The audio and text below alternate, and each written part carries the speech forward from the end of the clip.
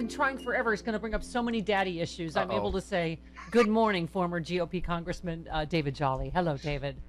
Hey, good morning, Stephanie. Great to be with you. Great to be with you, too. I have worshipped you from afar because... Oh, come on. Hey, Stephanie, if that is true, why does my buddy Ferdinand Amandi have his own music, his own bumper, and I got nothing? Don't fight. You're both pretty. Now, listen. We will jingle you. It's only your first time.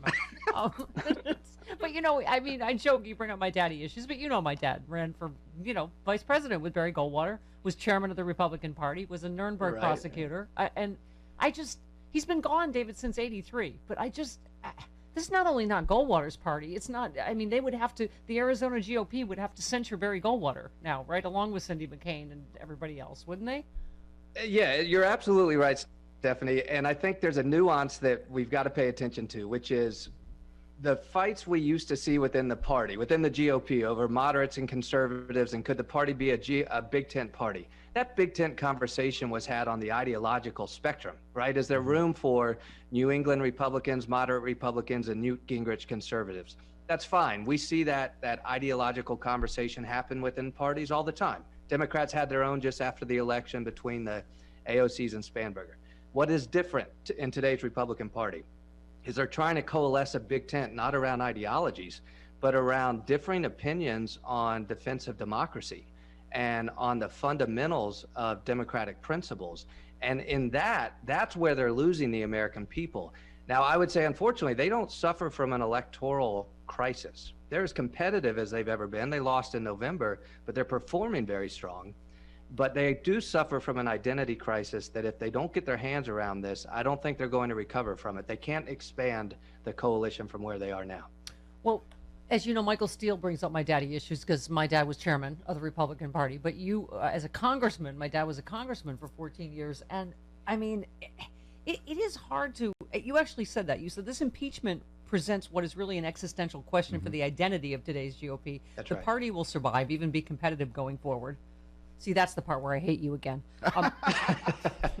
I hate it too. I left it because I don't want it to be successful. David, when did you leave and why exactly? I forget the specifics. Yeah, I left before the 18 midterms. So look, I registered as a Republican at 18 years old, and to be honest, I was never. That's not a lot of time in the light, David. Can I just say? Okay, but go ahead. I will tell you though, I was never a good enough Republican, but it was always along these ideological fights. And so I pushed back against the Tea Party and so forth. As Trump emerged, Stephanie, in December of 2015, I became, at the time, maybe still the only Republican member to go to the House well and speak out against Donald Trump. Yeah. When he announced a Muslim ban, I went to the floor and called on him to drop out of the race. And the case I made to my conservative friends was based on freedom of religion argument and protection of people's freedom of religion. That was December of 15 when I was still in office. I never supported him while in office. I lost the GOP along the way. I got redistricted in what was otherwise a 50-50 race. And so I lost my seat in 16. I would have loved to see how that message in 16 would have played out in a truly competitive district. Yeah. We didn't get a chance to test that. I stayed on until, honestly, we were expecting our first baby. And I just knew before our baby was born, I wanted a clean break from a political party that I would have a tough time explaining to my daughter.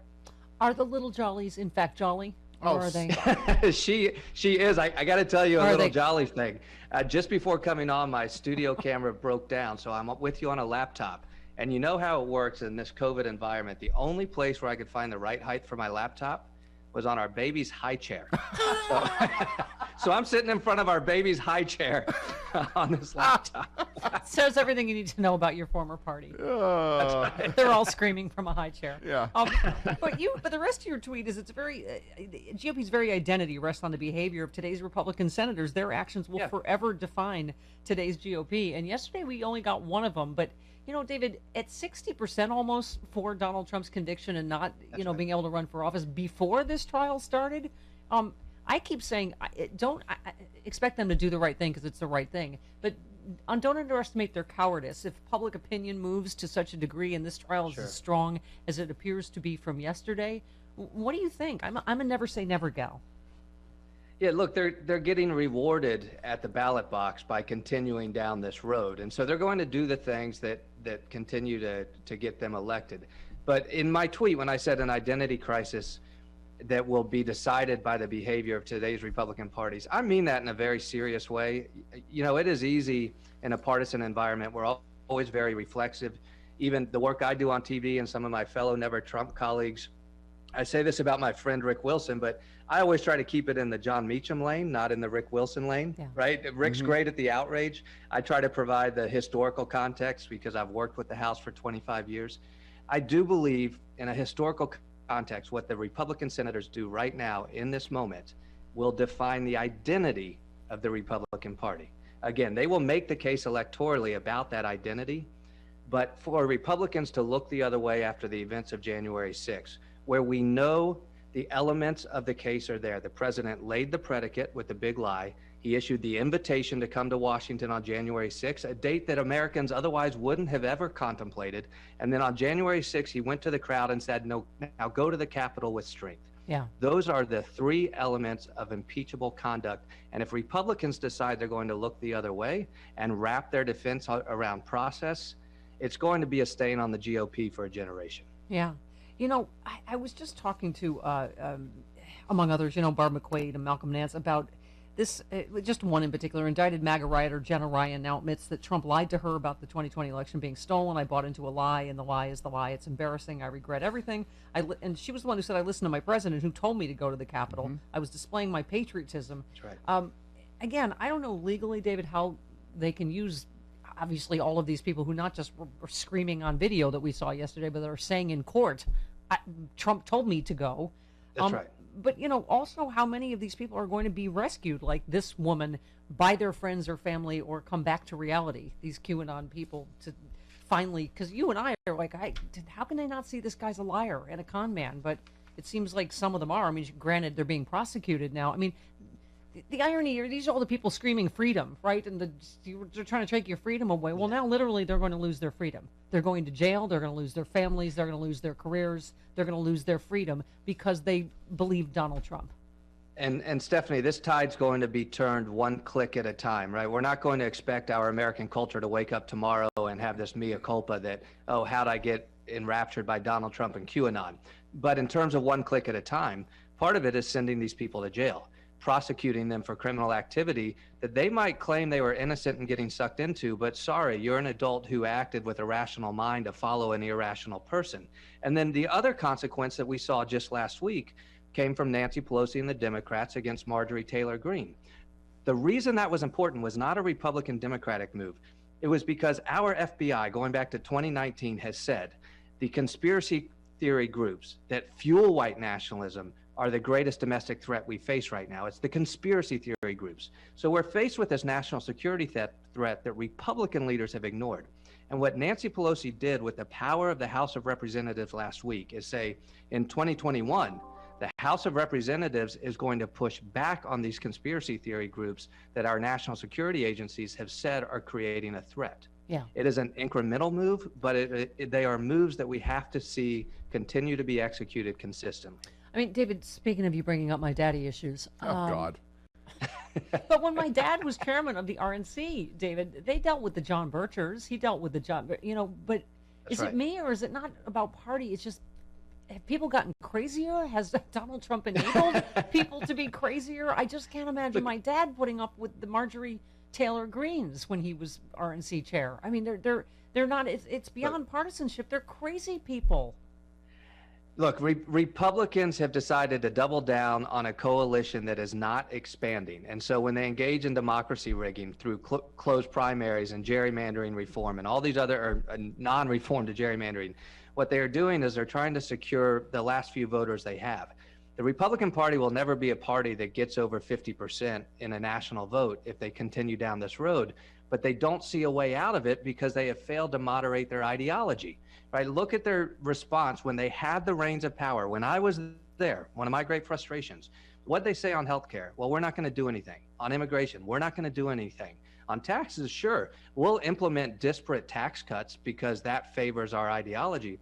But this is a party with zero intellectual leadership and no policy interest at all. And so in any industry, you do the things that allow you to hold on to power. And for Republicans, it's coalescing around this grievance populism that is working in the moment. But it has an expiration date, and that's what they haven't figured out. And that's why this identity crisis they're facing is going to finally bring them to the cliff, where they're going to start losing elections if they don't reset this. Well, you see, they're already losing Republicans hand over fist off the rolls just since the election. Speaking of crazy people, let's talk about your home state of Florida. Now, you got a lot to choose from. You tweeted, Florida stands out as the state with the highest prevalence of the UK variant of coronavirus. The new report estimated the doubling time of prevalence in positive test results at 9.1 days. It also leads the nation in reported cases with 187 infections as of Thursday. And here we see Tampa just in the streets, no masks, in the bars, University of Miami, just pool parties, no masks. What WTF with Florida, David? What? Yeah, look, so as a Floridian, I think a lot of people, I get angry, right? You feel angry. You feel like your personal health is being compromised when you see behaviors like that. What I will say, we have a seasonal home in Pennsylvania, and I've had the opportunity to see a contrast in leadership from Tom Wolf, the governor of Pennsylvania, who took COVID very seriously and put public health mandates in place, and the state followed. They understood the seriousness of it because they saw their governor reflect that message. In Florida, we saw a governor who hasn't taken it seriously. And so the populace represents that governor's leadership. It is easy in a partisan environment to take swings around public health. What I will tell you is this. How we manage the pandemic is a balancing test between economic freedom and public health. Yeah. And I think in the state of Florida, our political leaders, to include the governor and both senators, have been willing to go all in on economic freedom and ignore the public health consequences. And I think it will be a stain on their legacies as they leave office. Listen, David, you and I have already reached bipartisan ground. I said, see, as a fiscal conservative, I appreciate that I can reuse these impeachment shirts over and over and over again. There's no shelf life on these. And you told me that you can't do that in Florida, but you have an 8645 shirt because most Republicans are too dumb to add, so no one can be offended. Oh my God. What? Oh. Too much? Too far now? Too Stephanie, far. Can I tell you one thing I like about your humor? I absolutely mean this. I'm not kissing up to you right now. I often say this. I think the smartest people in America are comedians. I think the smartest people in the country are people who can bring together our real life shared experiences and make us laugh about it. It is poignant, it is powerful, and it ultimately delivers a message that resonates for people to think about. Well, it was super sad for America, but thank you. I appreciate that. Would you like to join my revolving pie wheel of regulars, David Jolly? I'm down on one knee. I would love to, Stephanie. I would love to. All right. Let's get going on that jingle. Yeah, work on a jingle, please. And Thursday, the 11th at 8 p.m., you will be with guest moderator and equally pretty Fernand Armandi for a discussion of new parties, independent candidates at the, what is it, the SAM? We've linked to it. What is it called, the SAM? Yeah, so I'm the chairman of a group called the Serve America Movement. It's a big tent group. If you're progressive, if you're conservative, if you're moderate, we gather around shared principles of problem solving, accountability, transparency. And look, we are a third-party destination, a new party destination for people who are perhaps leaving the Republican Party and not affiliating with the Democratic Party. But we're not an alternative conservative party. I don't think that our politics needs a new conservative party. I think it needs a new big tent party where people say, look, I might not want to sign up for all of the progressive answers in the Democratic Party or all of the conservatives in the Republican Party. I want a problem-solving platform where we can pick and choose what works and what doesn't. Yeah, that's called the Democratic. Because most of the issues we face have answers on the left, right, and middle. We just don't have parties structured around that type of big tent. No, that is the Democratic Party. That is the big tent. I do not support you in this at all. Stephanie, oh my God. If you are a disaffected Republican, I urge you to join this new party. If you were Stephanie, let me ask you a question as a progressive. Would you agree that lower taxes accelerate economic growth? Okay, wait a minute. Is this a trick question? No, it's not. It's an economic question, and the answer is yes. Well, okay. It does. Lower taxes, but why do Republicans only scream about the deficit? I mean, Trump just no. Here's where I put my arm around you. Here's where I put my arm around you. Stephanie, here's where I put my arm around you. Okay. This is the whole point of the Serve America movement. Okay. We know data-driven policy says that lower taxes generate economic growth. But we also know, as tax cuts have been implemented, it has exacerbated economic inequality, particularly with disparate communities and communities of color, and we know it's driven up deficits. Right. So, Republicans only give tax cuts to rich people, and the tribes. But that's a legitimate policy conversation to have, and the answer is not to oppose tax cuts. The answer is to figure out how can we generate enough private economic activity through the lowest tax threshold that actually brings everybody along. Okay, see now we've gone too long for us to even have makeup sex, so now you're going to have to come back because now you started a fight and now we don't have time. All right, love you. Goodbye, David Jolly. See you, David. See you, Stephanie. Thank you.